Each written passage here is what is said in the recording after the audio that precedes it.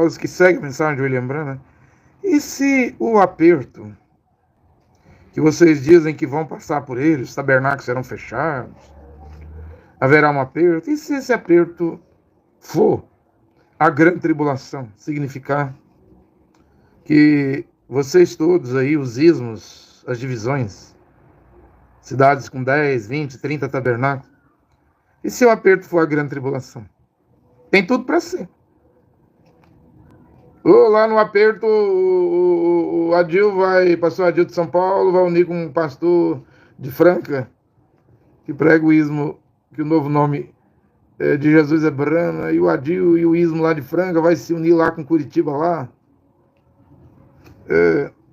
do grupo lá, antigo lá, do Manuel Pontes, que prega a ressurreição, isolada de William Branham, ou de Campinas, onde começou a mensagem de William Branham no Brasil, em 1958, com Achille Russell Martins, o missionário americano, que pregava a ressurreição isolada de William Branham. Eu não prego ressurreição isolada de William Branham, eu prego a vinda de um sétimo anjo, né?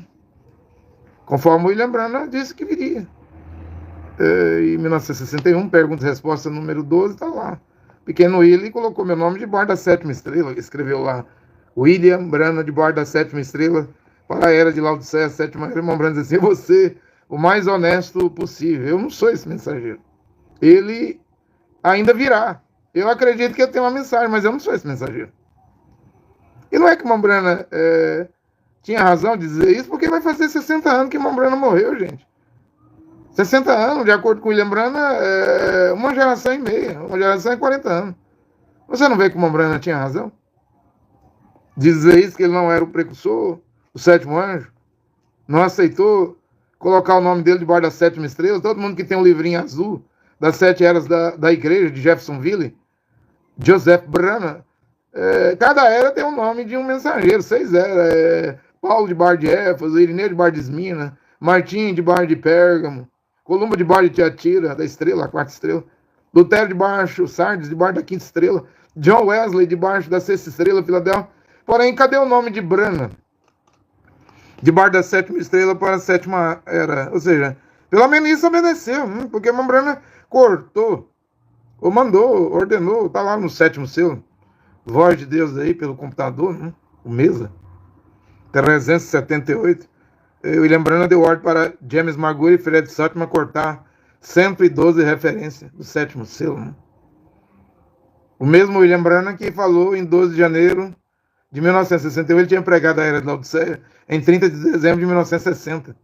Em janeiro, ele pregando perguntas e respostas, ele diz: eu não quero meu nome debaixo da 7ª estrela. Ah, isso aí foi obedecido. Não tem o nome de William Branham debaixo da 7ª estrela, do livrinho azul da voz de Deus de Jeffersonville, do Joseph Branham. Embora os pastores dos tabernáculos pintam, desenham, mandam os pintores desenhar o quadro da 7 era, e eles têm a ousadia, são atrevidos, né? Eles põem o nome de Branham debaixo da 7ª estrela, sendo que o irmão Branham deu ordem. Oh, contradição. Erro. Atrás de erro, um erro chamando outro erro. Um abismo grita a outro abismo. E aí o que ocorre? As negligências, desobediência, vai causando divisões. Também a única maneira de não haver divisão é um profeta vivo na terra. Porque o William Branham é diferente do Cacu Filipe. O Cacu Filipe diz que é profeta. Ao tanto de, ele chama de plágio, né? Jonas Swangeli, no Gabão, outro ali em Angola, tudo sucessores do Cacu. Um agora dizendo que é o Cantar do Galo lá no Camarões, né? Soma. E tá ganhando até apóstolo do Cacu Filipe, né? Para a mensagem dele lá, o Cantar do Galo. Agora vai perguntar o Cacu vai dizer assim: são plagiadores da minha mensagem. Porém, quando o irmão Branham estava vivo, não houve outro além dele, né? O mensageiro da tarde. Isso é uma prova que Cacu é falso, né? E os outros profetas, que Cacu chama de plagiador, vai se levantando e ganhando os do Cacu. Obviamente, ganhando dinheiro do Cacu, ganha dízimo, ganha dinheiro, ganha renda. Não vai precisar trabalhar, arrumar emprego, arrumar trabalho, arrumar serviço, não vai precisar suar o rosto para ganhar o café da manhã, o almoço, o lanche e a janta. o dízimo é mais fácil, né? Ganha o dízimo da membresia, né? Seu Nico, conquistador, nicolaíta. Você vai ganhar o dízimo da membresia, dos laicos, facilmente, né? 10%. Sendo que você não tem direito a isso, né? Pelas escrituras, não. Oh, mas o irmão Brana disse que o pastor é um sacerdote. Levita? Não é. Eu tinha dito que o William Brana falou que um ministro tem que casar com a virgem. O irmão Brana disse que não podia casar com viúva, mas Ezequiel 44, 21, 22 diz que o sacerdote levita podia casar com viúva de sacerdote. Não estou querendo ser melhor do que o William Brana. Estou apenas completando, né? Porque o William Brana diz, só pode casar com a virgem, o sacerdote. Os levitas lá, não pode casar com viúva. Mas aí o profeta Ezequiel vem e diz que pode sim. E aí, quem está certo? O William Brana ou Ezequiel? Você acha que Ezequiel está errado? Ou temos que ficar com a palavra de William Brana, que diz que o sacerdote não podia casar com viúva, e aí você lê Ezequiel 44, acho que é 44, 21, 22. Ou pesquisa aí. Ele podia sim casar com viúva. Não qualquer viúva, mas viúva de sacerdote. É o que a Bíblia diz. Eu não acredito que Ezequiel está errado. Ou então faltou conhecimento em William Brana. Eu penso que não existe homem perfeito. Perfeito é Deus, é o Pai Celestial. Todos nós nos equivocamos, cometemos erros. Eu direto cometo erro em minhas pregações, aí eu volto aqui e corrijo. Quando eu posso cortar do vídeo, eu corto. Quando não posso, eu vou e corrijo. Mas sempre tenho que me corrigir. Mas vamos ser sinceros, gente. Lá em Jerusalém, no dia de Pentecostes, Atos 1, menos de 120. Pode que muitos foram embora, mas 120 perseveraram ali 10 dias. E os 12 apóstolos, né? Porque Matias, tirado sorte, ele ocupa o lugar de Judas Iscariotes, né? E não era digno, vendeu o Mashiach por 30 moedas, né? Perdeu esse apostolado. Agora eu vou perguntar para vocês. Pronto, lá tinha 12 apóstolos. E Kefas, que se chama de Pedro, e Jacob, que se chama de Tiago, e Judá, né? A carta de Judas e Judá, para os dispersos, as 12 tribos, né? Aí você acha que esses 12 apóstolos recebiam dízimo, né? Fala a Bíblia de dízimo. No livro de Atos dos Apóstolos, ou aqueles 3.000 irmãos e irmãs, ou 5.000 irmãos e irmãs que venderam as casas, terrenos, e entregaram lá aos pés dos apóstolos. Onde fala de dízimo? Em lugar nenhum. Porém, eu estou aqui pregando. Eu sei, é diferente do irmão Brana. Eu respeito muito o irmão Brana, mas o irmão Brana se equivocou. Cometeu erro. Né? Os dízimos, como Paulo fala em Hebreus 7, versículo 5, pertencem aos levitas. Né? Na dispensação lá da lei, os filhos de Abraão, as 12 tribos. Né? Mas o que eu quero dizer é que esses 12 apóstolos aí não recebem dízimo, não.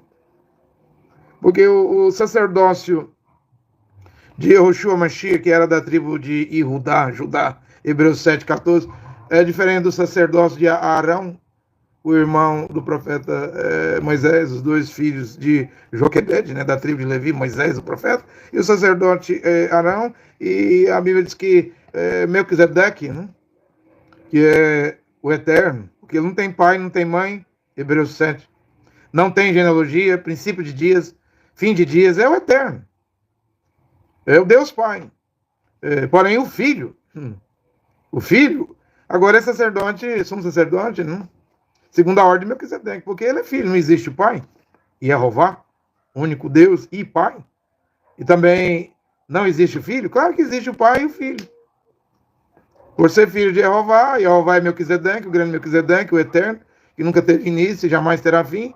O filho é o princípio da criação, é o primeiro que foi criado ou gerado, o primogênito, né?